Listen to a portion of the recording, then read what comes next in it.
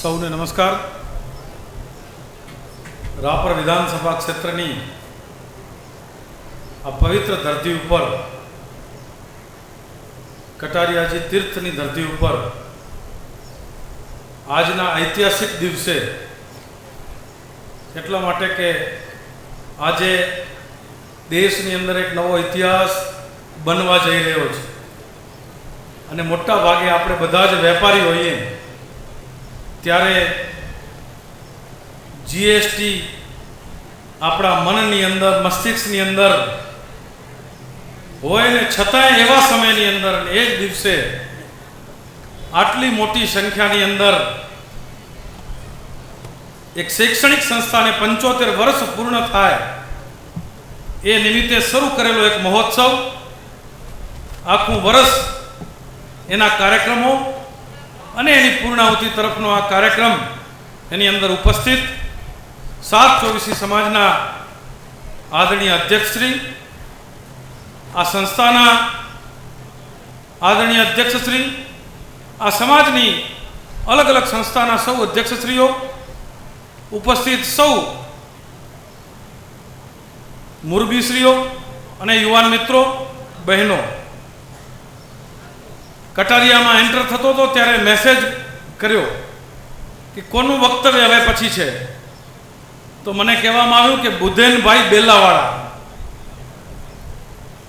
તો એના પછી એમના વિશે ઘણું બધું સાંભળ્યું, પણ એમની પ્રવૃત્તિઓ વિશે આજે જાણીને એક બેલાના વ્યક્તિ તરીકે ખૂબ ગૌરવની લાગણી અનુભવું છું અને બુધેનભાઈને હૃદયપૂર્વકની સલામ સાથે વંદન કરીને એમને અને એમના ધર્મપત્ની જે પ્રવૃત્તિઓ ત્યાં કરી રહ્યા છે, અંત્યોદયનું કામ જે થઈ રહ્યું છે, એ કામને હું અનુમોદન આપું છું. કટારિયાની આ પવિત્ર ધરતી ઉપર 75 વર્ષ પહેલા શિક્ષણના કાર્યનો જેમને વિચાર આવ્યો હોય એ વિચારને વંદન, એ શરૂઆતના ટ્રસ્ટીઓને વંદન, અને આજે એ વિચારને 75 વર્ષ સુધી સતત જેમણે ચલાવ્યો છે એ બધા જ વિદ્યાલય અને બોર્ડિંગના સૌ ટ્રસ્ટીઓને હું ખરેખર હૃદયપૂર્વકના વંદન એટલા માટે કરું છું કે આવા એક નાનકડા ગામની અંદર સુવિધાઓના અભાવની વચ્ચે ના ગામની અંદર સતત આ પ્રવૃત્તિને ટકાવવી, ચલાવવી, ડેવલપ કરવી, જમાનાને અનુરૂપ એની અંદર બદલાવ કરવા, આ કોઈ નાનું સૂનું કામ નથી હોતું. આ સમાજે, આ સમાજના સૌ શ્રેષ્ઠીઓએ આ કાર્યને સતત ચલાવ્યું છે. એના માટે આ વિસ્તારના જનપ્રતિનિધિ તરીકે હું ગૌરવની લાગણી સાથે ફરીને ધન્યવાદ પાઠવું છું. આજનો મારો વિષય છે, 1 વર્ષ પહેલાં, હમણાં હું જોઈ રહ્યો હતો રસ્તામાં ભુજથી આવ્યો ત્યારે, 1 વર્ષ પહેલાં જ્યારે આ જ જગ્યા ઉપર એક ભવ્ય કાર્યક્રમનું આયોજન થયું ત્યારે ખેતી અને ઉદ્યોગનો વિષય મને આપવામાં આવ્યો હતો અને સંભવત પહેલું જ લેક્ચર એ મારું હતું. અને ત્યાર પછી આખું વર્ષ, તે વખતે કદાચ 800, 1000, 1200 લોકોએ સાંભળ્યું, પણ તે પછી આખું વર્ષ સુધી યુટ્યુબ ઉપર આ વિષય ચાલ્યો. અને એટલું જ નહીં, મારે ગૌરવ સાથે તમને કહેવું છે કે તમારા આ કાર્યક્રમની ફળશ્રુતિ સ્વરૂપે વાગડની અંદર 1 થી 20 સુધી એમ ગણી શકાય એ પ્રકારના ખેતી આધારિત ડેવલપિંગ અને ખેતી આધારિત અલગ અલગ પ્રકારની ખેતીના કાર્યો વાગડની ધરતી ઉપર શરૂ થયા છે. 1 થી 20 સુધી ગણાવી શકીએ એ પ્રકારના કાર્યો વાગડની ધરતી ઉપર થયા છે. ભરતભાઈ ખાંડેક એક ગામની અંદર 950 ચંદનના ઝાડ એક દરજીનો દીકરો વાવે અને વાગડની અંદર એ કાર્ય આગળ વધી રહ્યું છે. આવા તો અનેક દાખલાઓ આપીએ. એક જૈન તરીકે ઓસવાડના દીકરા મુંબઈ જન્મ્યા હોય અને રાપરની અંદર આવીને કલ્યાણપર ગામની અંદર માતા અને પુત્ર રહે અને સુગંધી ઘાસની ખેતી કરે અને એની અંદર ખૂબ મોટું ડેવલપમેન્ટ કરે. આવી અનેક ઘટનાઓ જે છેલ્લા વર્ષની અંદર વાગડની ધરતી ઉપર બની છે એને સમજવાનો આપણે પ્રયત્ન કરશું તો આપણો વાગડ પ્રત્યેનો પ્રેમ એ જળવાશે, એટલું જ નહીં પણ વધશે એવું હું ચોક્કસપણે કહી શકું. આજે મને વિષય આપ્યો છે, એ વિષય છે શિક્ષણ અને સમાજ. 20 મિનિટ મારી પાસે છે અને શિક્ષણ અને સમાજ એટલો મોટો વ્યાપક વિષય, એને 20 મિનિટની અંદર સંક્ષિપ્ત કરીને હું રજૂ કરવાનો પ્રયાસ કરીશ. ઘણું બધું વિચારતા હોઈએ કોઈ વિષય મળે ત્યારે, પરંતુ અહીં આવ્યા પછી ચિંતનની અંદર કેટલાય વિષયો આવ્યા. ખાસ કરીને ડૉક્ટરને હું સાંભળી રહ્યો હતો અને ઉષાબેનની પ્રવૃત્તિઓને હું જોઈ રહ્યો હતો ત્યારે મારા મનની અંદર અનેક તરંગો ચાલ્યા. વાગડની અંદર બેલા ગામ અને સાંતલપુર, ઉષાબેનનું સંભવત જન્મસ્થાન સાંતલપુર છે.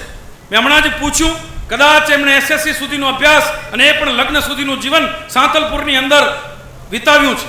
આજે વાગડની એક દીકરીને એને પણ જો અવસર મળે, એને પણ જો શિક્ષણ સાથે સંસ્કાર મળે તો એ પણ આવું ઉત્તમ કાર્ય કોઈ અલગ પ્રકારની અલગ ધરતી ઉપર જઈને પણ કરી શકે છે.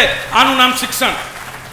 શિક્ષણને ખૂબ વ્યાપક રીતે વિચારીએ તો પૌરાણિક કાળનું શિક્ષણ, એની અંદર વર્ણ વ્યવસ્થાઓ હતી અને અલગ અલગ વર્ણના લોકોને અલગ અલગ પ્રકારનું નોલેજ આપવાની પ્રથાઓ એ પૌરાણિક કાળની અંદર હતી. કેટલાક લોકોને યુદ્ધની કળા શીખવાડવામાં આવતી, કેટલાક લોકોને વ્યાપારની કુશળતા શીખવાડવામાં આવતી, આવી અને કેટલાક લોકોને ખેતીની કુશળતા શીખવાડવામાં આવતી. પણ શિક્ષણ એ દરેક માટે હતું. પણ વચ્ચેનો કાળ એ પ્રકારનો આવ્યો કે કેટલાક લોકો માટેનું જ શિક્ષણ હોય. ફરીને મેકોલોની પદ્ધતિ આવી.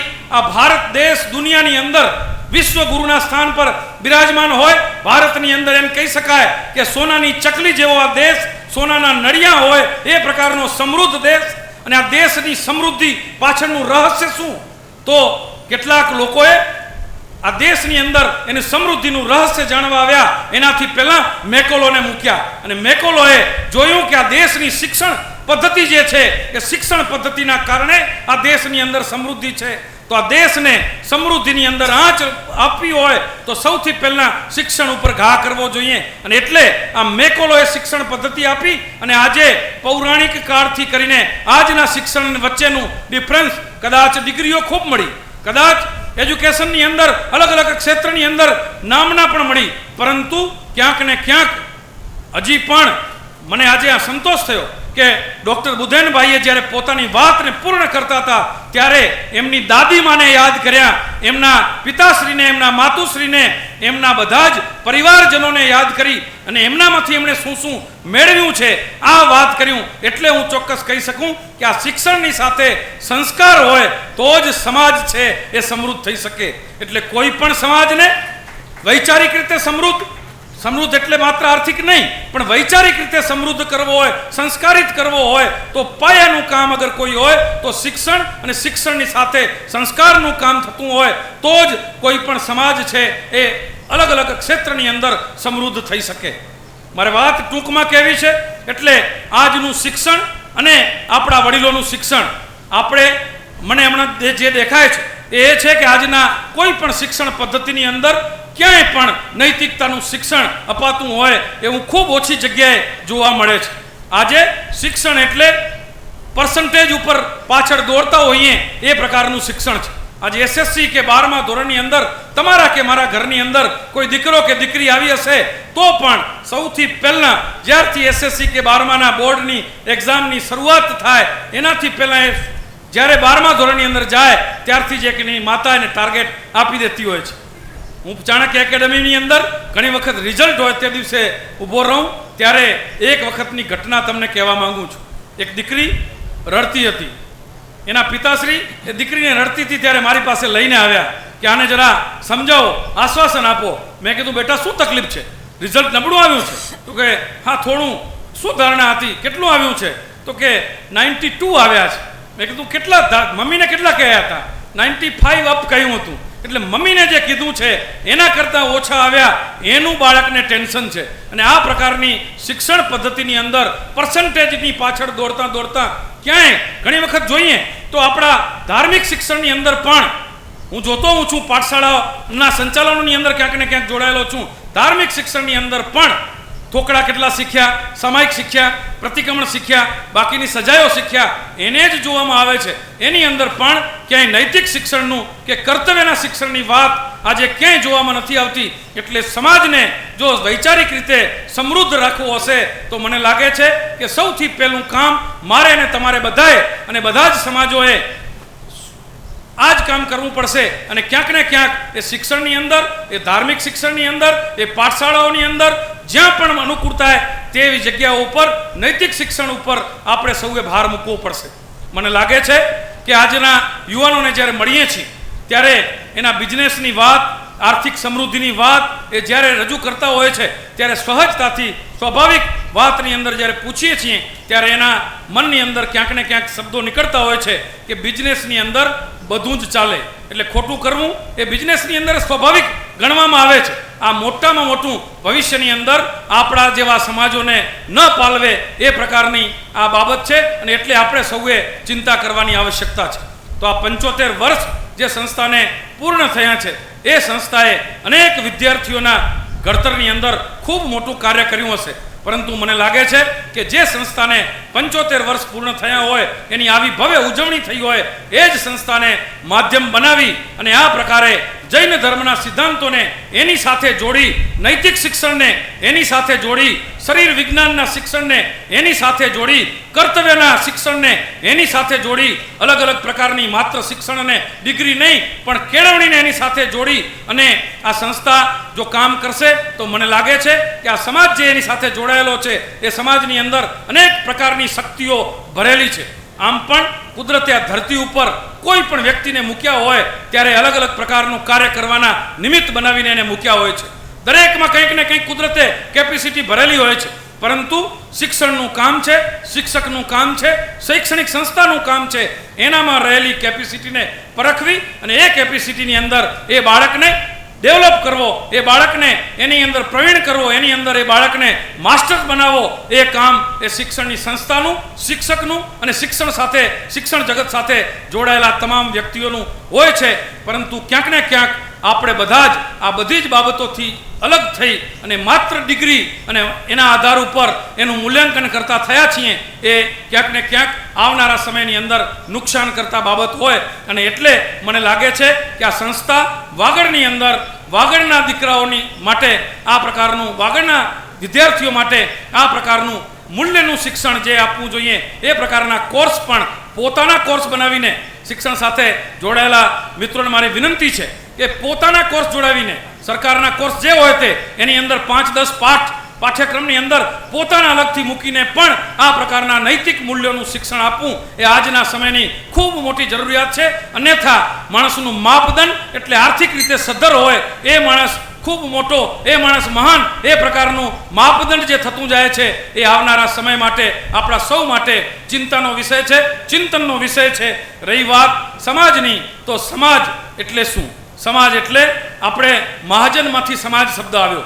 ખાસ કરીને જૈનો માટે મહાજન શબ્દ વર્ષોથી પ્રચલિત શબ્દ હતો અને મહાજન એટલે જનજનનો વિચાર કરે એ મહાજન, સામાન્ય જનથી ઉપર ઉઠીને વિચારે એ મહાજન. અને ગામની અંદર, ગામડાઓની અંદર વર્ષોથી એક પ્રથા હતી કે મહાજન પાસે કોઈ પ્રશ્ન જાય અને મહાજન એનું જે ઉકેલ આપે એ દરેકને માન્ય હોય. ગામની કોઈ સમસ્યા હોય, અરે વર્ષોની અંદર, ઇતિહાસની અંદર મેં તમે અનેક દાખલાઓ જોયા છે જ્યારે સમસ્ત સમાજ મુશ્કેલીમાં હોય, સમસ્ત પ્રજા મુશ્કેલીમાં હોય, દુષ્કાળોના દુષ્કાળ પડ્યા હોય અને એવા સમયે પણ મહાજનો વારે આવી અને પ્રજાને એમાંથી બહાર કાઢી છે. એટલે મહાજન તરીકે આપણે મહાજનનું આપણને ઉપાધિ મળેલી છે એવા સમાજની અંદરથી આપણે આવીએ છીએ. પરંતુ છેલ્લા કેટલાય સમયથી આપણા અને આપણી સંલગ્ન સમાજની અંદર આપણે ઘણી વખત વિચારીએ તો આપણા જોઈએ છીએ કે સમાજની અંદર એક સમયે આજથી 25 વર્ષ પહેલાં, 50 વર્ષ પહેલાં જે પ્રકારની આયના હતી,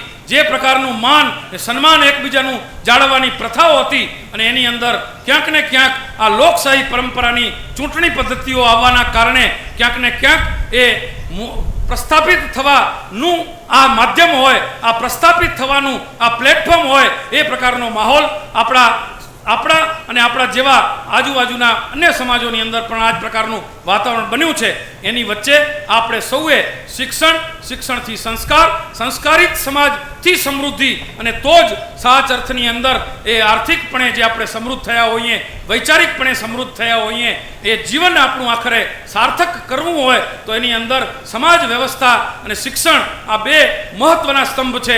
આ મહત્વના સ્તંભને ક્યાંય ઘસારો ન લાગે એટલી આપણે સૌએ ચિંતા કરવી પડશે.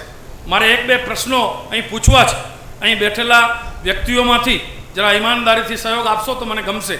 કેટલા વ્યક્તિઓ એવા છે કે જેમણે શિક્ષણનું કાર્ય પૂર્ણ કરી લીધું છે, જેમણે એમના જીવનનું શિક્ષણનું કાર્ય પૂર્ણ કરી લીધું છે? એવા કેટલા છે?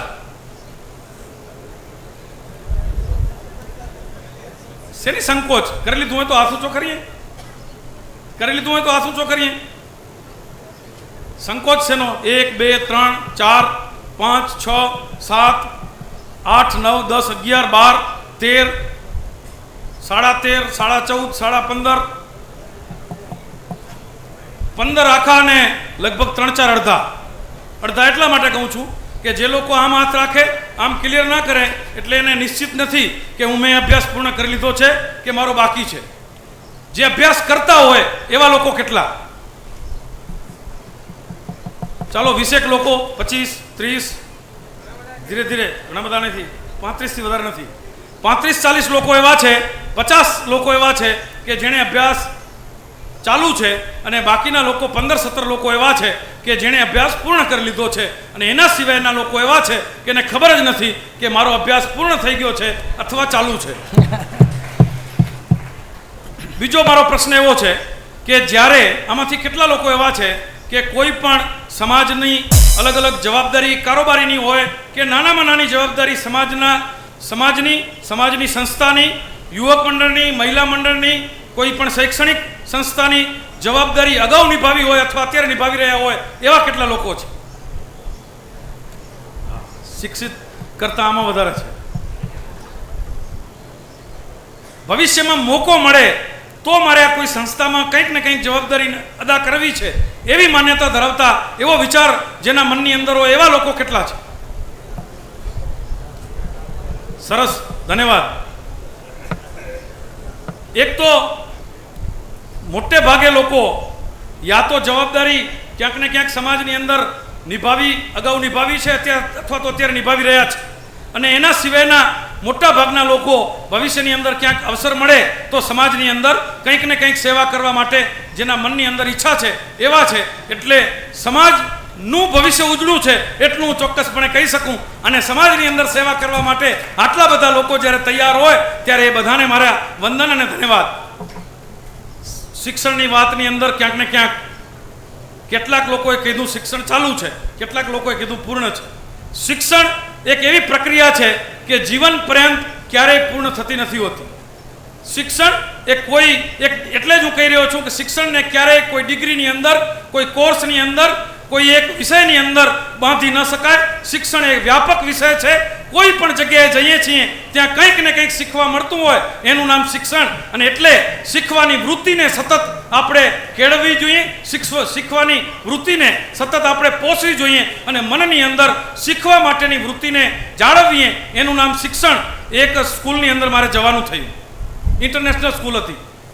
હું લગભગ 2-2.5 કલાકથી એક જ જગ્યાએ ઊભો રહીને આખી સ્કૂલનું દ્રશ્ય જોઈ રહ્યો હતો. એક સાયકલ, 3 વ્હીલર સાયકલ નાની તૂટેલી હાલતમાં વચ્ચે પડેલી હતી. અનેક વિદ્યાર્થીઓ આવતા હતા અને જતા હતા, પરંતુ એ સાયકલને કોઈ આડીઅવડી નહોતું કરતું. જ્યારે એના પ્રિન્સિપલ સાથે મારે મળવાનું થયું ત્યારે મેં એમને પૂછ્યું કે ઘણું બધું હું એથી શીખ્યો છું 2 કલાકની અંદર, પણ મને આ સમજણ ના પડી કે આ સાયકલને વચ્ચેથી કેમ કોઈ ઉપાડતું નથી. આખી સ્કૂલ સફાઈ થઈ ગઈ, બધું જ થયું. ત્યારે એ શિક્ષકનો જવાબ હતો કે સાંભળીને મને ખૂબ આનંદ થયો અને એમાંથી જીવનની અંદર ઘણું બધું શીખવા મળ્યું. એનો જવાબ હતો કે આ સાયકલનો આજે 3જો દિવસ છે, અમે ખોલીને એને ત્યાં રાખી છે. કોઈ વિદ્યાર્થી આવીને પૂછે આ સાયકલ વિશે ત્યારે અમારે એને સાયકલનું મેકેનિઝમ સમજાવવું છે. અને એટલે શિક્ષણની વૃત્તિ, શીખવાની વૃત્તિ, જાણવાની વૃત્તિ એ સતત જાગૃત કરવી એનું નામ શિક્ષણ છે. તો આ સમાજ મને લાગે છે કે આ પ્રકારે આવા કાર્યક્રમો યોજીને, અગાઉ પણ 2 દિવસ અને અત્યારે પણ આ 2 દિવસ આ પ્રકારના ખૂબ મહત્વના કાર્યક્રમો યોજીને કંઈક નવું શીખવા માટેની વૃત્તિને જાગૃત કરવાનું ઉત્તમ કાર્ય આ સંસ્થા દ્વારા થયું છે. એના સૌ ટ્રસ્ટીઓને હું હૃદયપૂર્વકના અભિનંદન પાઠવું છું, અને આની ફળશ્રુતિ રૂપે એવી અપેક્ષા રાખીશ કે આ સંસ્થાની અંદર કંઈક નવીનતમ પ્રયોગો સાથે, મૂલ્યના શિક્ષણ સાથે આ સંસ્થા ચોક્કસપણે કામ કરશે એવી આશા અને અપેક્ષા સાથે આપ સૌને મળવાનો અવસર પ્રાપ્ત થયો એના માટે મારી જાતને સૌભાગ્યશાળી ગણું છું. અસ્તુ વંદે માતરમ. ભારત માતા કી જય. જય જિનેન્દ્ર.